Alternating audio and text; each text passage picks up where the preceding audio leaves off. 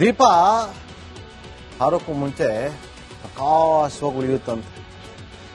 ಉರಿತಾ ಇದೆ ಬಾಂಗ್ಲಾದೇಶ. ಉರಿಲಿ, ಹಾರತ್. ಕಾಲ ದೂರ ಏನಿಲ್ಲ, ಹತ್ತಿರದಲ್ಲೇ. ಮಹಾಭಾರತದಲ್ಲೇ ಯುದ್ಧದಲ್ಲಿ ಅಂತ್ಯ ಆಯಿತು. ಮಹಾಭಾರತ, ರಾಮಾಯಣ, ಅದನ್ನೆಲ್ಲ ನೋಡ್ಕೊಂಬಂದಿರೋ ನಾವು. ಈಗ ನೀವು ನಿಮ್ಮ ದೇಶದಲ್ಲಿ ನಿಮ್ಮದೇ ಕಾನೂನನ್ನ ಮಾಡಿಕೊಂಡು ಹಿಂದೂಗಳ ನರಮೇಧವನ್ನ ಮಾಡ್ತಾ ಇದ್ದೀರಾ. ಜಾಸ್ತಿ ದಿನ ನಡೆಯೋದಿಲ್ಲ, ಕಾಯ್ತಾ ಇರಿ, ರೆಡಿಯಾಗಿರಿ. ಎಲ್ಲದಕ್ಕೂ ಉತ್ತರ ಕೊಡೋದಕ್ಕೆ ಯಾರೊಬ್ರು ಬಂದೇ ಬರ್ತಾರೆ.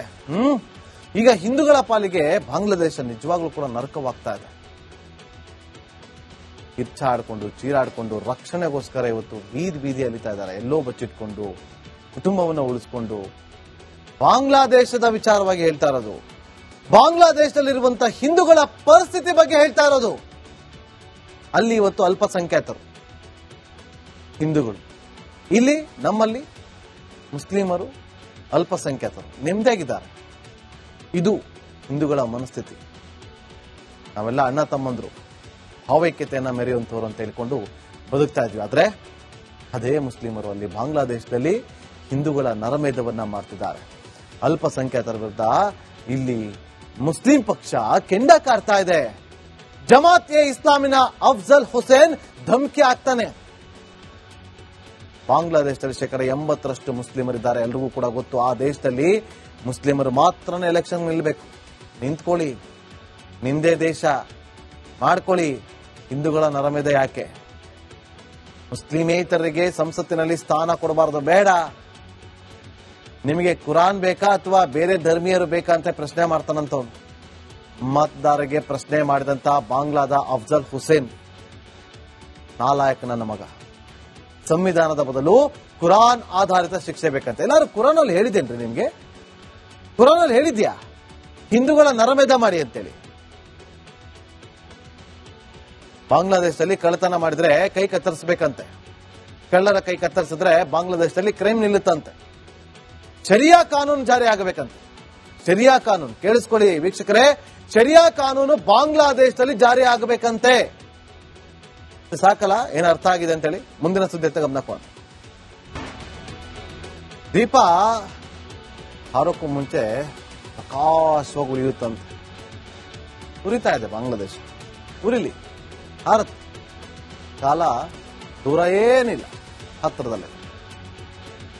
ಮಹಾಭಾರತದಲ್ಲೇ ಯುದ್ಧದಲ್ಲಿ ಅಂತ್ಯ ಆಯಿತು. ಮಹಾಭಾರತ, ರಾಮಾಯಣ, ಅದನ್ನೆಲ್ಲ ನೋಡ್ಕೊಂಬಂದಿರೋ ನಾವು. ಈಗ ನೀವು ನಿಮ್ಮ ದೇಶದಲ್ಲಿ ನಿಮ್ಮದೇ ಕಾನೂನನ್ನ ಮಾಡಿಕೊಂಡು ಹಿಂದೂಗಳ ನರಮೇಧವನ್ನ ಮಾಡ್ತಾ ಇದ್ದೀರಾ.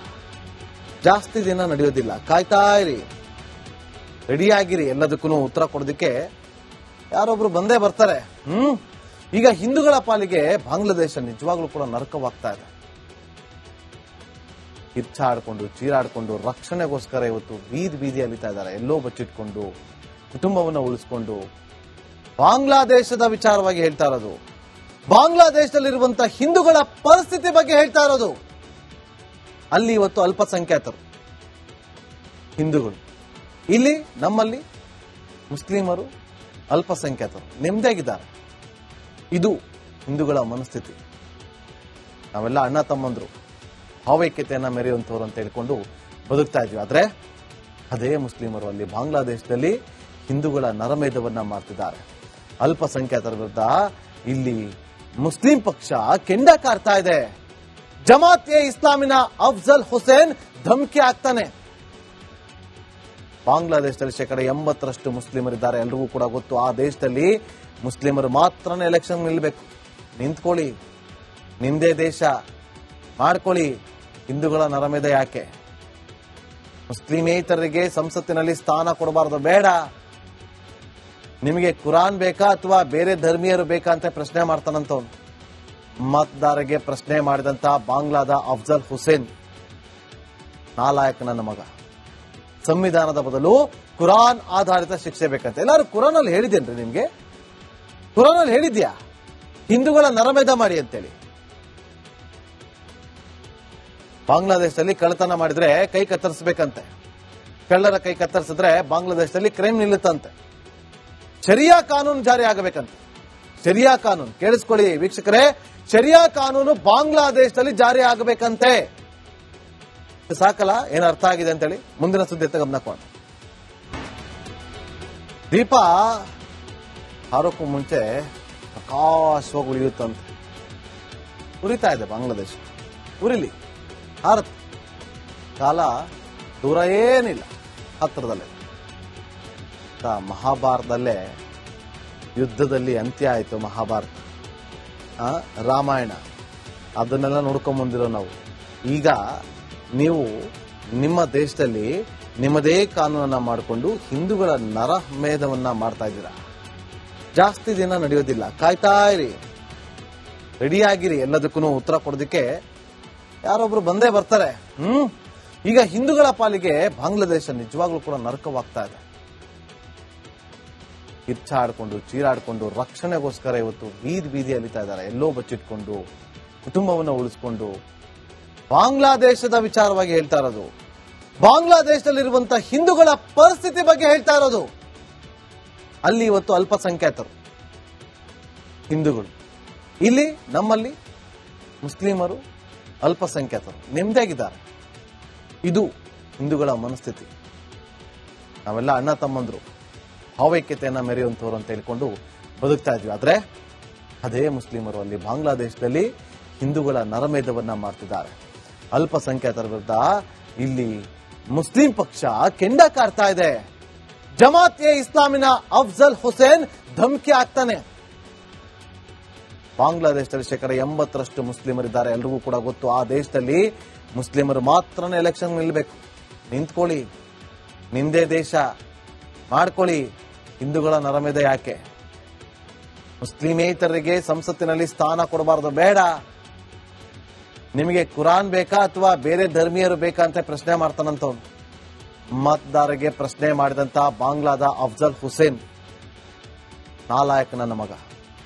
ಸಂವಿಧಾನದ ಬದಲು ಕುರಾನ್ ಆಧಾರಿತ ಶಿಕ್ಷೆ ಬೇಕಂತ. ಎಲ್ಲರೂ ಕುರಾನ್ ಅಲ್ಲಿ ಹೇಳಿದ್ದೇನ್ರಿ ನಿಮ್ಗೆ? ಕುರಾನ್ ಅಲ್ಲಿ ಹೇಳಿದ್ಯಾ ಹಿಂದೂಗಳ ನರಮೇಧ ಮಾಡಿ ಅಂತೇಳಿ? ಬಾಂಗ್ಲಾದೇಶದಲ್ಲಿ ಕಳ್ಳತನ ಮಾಡಿದ್ರೆ ಕೈ ಕತ್ತರಿಸಬೇಕಂತೆ. ಕಳ್ಳರ ಕೈ ಕತ್ತರಿಸಿದ್ರೆ ಬಾಂಗ್ಲಾದೇಶದಲ್ಲಿ ಕ್ರೈಮ್ ನಿಲ್ಲುತ್ತಂತೆ. ಶರಿಯಾ ಕಾನೂನು ಜಾರಿ ಆಗಬೇಕಂತೆ. ಶರಿಯಾ ಕಾನೂನು ಕೇಳಿಸ್ಕೊಳ್ಳಿ ವೀಕ್ಷಕರೇ, ಶರಿಯಾ ಕಾನೂನು ಬಾಂಗ್ಲಾದೇಶದಲ್ಲಿ ಜಾರಿ ಆಗಬೇಕಂತೆ.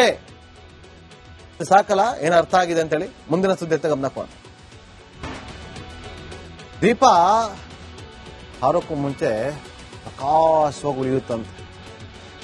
ಉರಿತಾ ಇದೆ ಬಾಂಗ್ಲಾದೇಶ, ಉರಿಲಿ, ಹಾರತ್, ಕಾಲ ದೂರ ಏನಿಲ್ಲ, ಹತ್ತಿರದಲ್ಲೇ. ಮಹಾಭಾರತದಲ್ಲೇ ಯುದ್ಧದಲ್ಲಿ ಅಂತ್ಯ ಆಯಿತು. ಮಹಾಭಾರತ, ರಾಮಾಯಣ, ಅದನ್ನೆಲ್ಲ ನೋಡ್ಕೊಂಡ್ ಬಂದಿರೋ ನಾವು. ಈಗ ನೀವು ನಿಮ್ಮ ದೇಶದಲ್ಲಿ ನಿಮ್ಮದೇ ಕಾನೂನನ್ನ ಮಾಡಿಕೊಂಡು ಹಿಂದೂಗಳ ನರಮೇಧವನ್ನ ಮಾಡ್ತಾ ಇದ್ದೀರಾ. ಜಾಸ್ತಿ ದಿನ ನಡೆಯೋದಿಲ್ಲ, ಕಾಯ್ತಾ ಇರಿ, ರೆಡಿಯಾಗಿರಿ. ಎಲ್ಲದಕ್ಕೂ ಉತ್ತರ ಕೊಡೋದಕ್ಕೆ ಯಾರೊಬ್ರು ಬಂದೇ ಬರ್ತಾರೆ. ಈಗ ಹಿಂದೂಗಳ ಪಾಲಿಗೆ ಬಾಂಗ್ಲಾದೇಶ ನಿಜವಾಗ್ಲೂ ಕೂಡ ನರಕವಾಗ್ತಾ ಇದೆ. ಕಿರ್ಚಾಡ್ಕೊಂಡು ಚೀರಾಡ್ಕೊಂಡು ರಕ್ಷಣೆಗೋಸ್ಕರ ಇವತ್ತು ಬೀದಿ ಅಲಿತಾ ಇದ್ದಾರೆ. ಎಲ್ಲೋ ಬಚ್ಚಿಟ್ಕೊಂಡು ಕುಟುಂಬವನ್ನು ಉಳಿಸ್ಕೊಂಡು. ಬಾಂಗ್ಲಾದೇಶದ ವಿಚಾರವಾಗಿ ಹೇಳ್ತಾ ಇರೋದು, ಬಾಂಗ್ಲಾದೇಶದಲ್ಲಿರುವಂತಹ ಹಿಂದೂಗಳ ಪರಿಸ್ಥಿತಿ ಬಗ್ಗೆ ಹೇಳ್ತಾ ಇರೋದು. ಅಲ್ಲಿ ಇವತ್ತು ಅಲ್ಪಸಂಖ್ಯಾತರು ಹಿಂದೂಗಳು, ಇಲ್ಲಿ ನಮ್ಮಲ್ಲಿ ಮುಸ್ಲಿಮರು ಅಲ್ಪಸಂಖ್ಯಾತರು ನೆಮ್ಮದಿಯಾಗಿದ್ದಾರೆ. ಇದು ಹಿಂದೂಗಳ ಮನಸ್ಥಿತಿ. ನಾವೆಲ್ಲ ಅಣ್ಣ ತಮ್ಮಂದ್ರು, ಭಾವೈಕ್ಯತೆಯನ್ನ ಮೆರೆಯುವಂತವ್ರು ಅಂತ ಹೇಳ್ಕೊಂಡು ಬದುಕ್ತಾ ಇದ್ವಿ. ಆದ್ರೆ ಅದೇ ಮುಸ್ಲಿಮರು ಅಲ್ಲಿ ಬಾಂಗ್ಲಾದೇಶದಲ್ಲಿ ಹಿಂದೂಗಳ ನರಮೇಧವನ್ನ ಮಾಡ್ತಿದ್ದಾರೆ. ಅಲ್ಪಸಂಖ್ಯಾತರ ವಿರುದ್ಧ ಇಲ್ಲಿ ಮುಸ್ಲಿಂ ಪಕ್ಷ ಕೆಂಡ ಕಾರ್ತಾ ಇದೆ. ಜಮಾತ್ ಎ ಇಸ್ಲಾಮಿನ ಅಫ್ಜಲ್ ಹುಸೇನ್ ಧಮಕಿ ಆಗ್ತಾನೆ. ಬಾಂಗ್ಲಾದೇಶದಲ್ಲಿ 80% ಮುಸ್ಲಿಮರಿದ್ದಾರೆ. ಎಲ್ರಿಗೂ ಕೂಡ ಗೊತ್ತು, ಆ ದೇಶದಲ್ಲಿ ಮುಸ್ಲಿಮರು ಮಾತ್ರನೇ ಎಲೆಕ್ಷನ್ ನಿಲ್ಲಬೇಕು. ನಿಂತ್ಕೊಳ್ಳಿ, ನಿಂದೇ ದೇಶ ಮಾಡ್ಕೊಳ್ಳಿ, ಹಿಂದೂಗಳ ನರಮೇಧ ಯಾಕೆ? ಮುಸ್ಲಿಮೇತರರಿಗೆ ಸಂಸತ್ತಿನಲ್ಲಿ ಸ್ಥಾನ ಕೊಡಬಾರದು, ಬೇಡ. ನಿಮಗೆ ಕುರಾನ್ ಬೇಕಾ ಅಥವಾ ಬೇರೆ ಧರ್ಮೀಯರು ಬೇಕಾ ಅಂತ ಪ್ರಶ್ನೆ ಮಾಡ್ತಾನಂತವ್ನು. ಮತದಾರರಿಗೆ ಪ್ರಶ್ನೆ ಮಾಡಿದಂತ ಬಾಂಗ್ಲಾದ ಅಫ್ಜಲ್ ಹುಸೇನ್ ನಾಲಾಯಕ ನನ್ನ ಮಗ. ಸಂವಿಧಾನದ ಬದಲು ಕುರಾನ್ ಆಧಾರಿತ ಶಿಕ್ಷೆ ಬೇಕಂತ. ಎಲ್ಲರೂ ಕುರಾನ್ ಅಲ್ಲಿ ಹೇಳಿದ್ದೇನ್ರಿ ನಿಮ್ಗೆ? ಕುರಾನಲ್ಲಿ ಹೇಳಿದ್ಯಾ ಹಿಂದೂಗಳ ನರಮೇಧ ಮಾಡಿ ಅಂತೇಳಿ? ಬಾಂಗ್ಲಾದೇಶದಲ್ಲಿ ಕಳ್ಳತನ ಮಾಡಿದ್ರೆ ಕೈ ಕತ್ತರಿಸಬೇಕಂತೆ. ಕಳ್ಳರ ಕೈ ಕತ್ತರಿಸಿದ್ರೆ ಬಾಂಗ್ಲಾದೇಶದಲ್ಲಿ ಕ್ರೈಮ್ ನಿಲ್ಲುತ್ತಂತೆ. ಶರಿಯಾ ಕಾನೂನು ಜಾರಿ ಆಗಬೇಕಂತೆ. ಶರಿಯಾ ಕಾನೂನು ಕೇಳಿಸ್ಕೊಳ್ಳಿ ವೀಕ್ಷಕರೇ, ಶರಿಯಾ ಕಾನೂನು ಬಾಂಗ್ಲಾದೇಶದಲ್ಲಿ ಜಾರಿ ಆಗಬೇಕಂತೆ. ಸಾಕಲ್ಲ, ಏನು ಅರ್ಥ ಆಗಿದೆ ಅಂತೇಳಿ ಮುಂದಿನ ಸುದ್ದಿ ಗಮನ ಕೊಡೋಣ.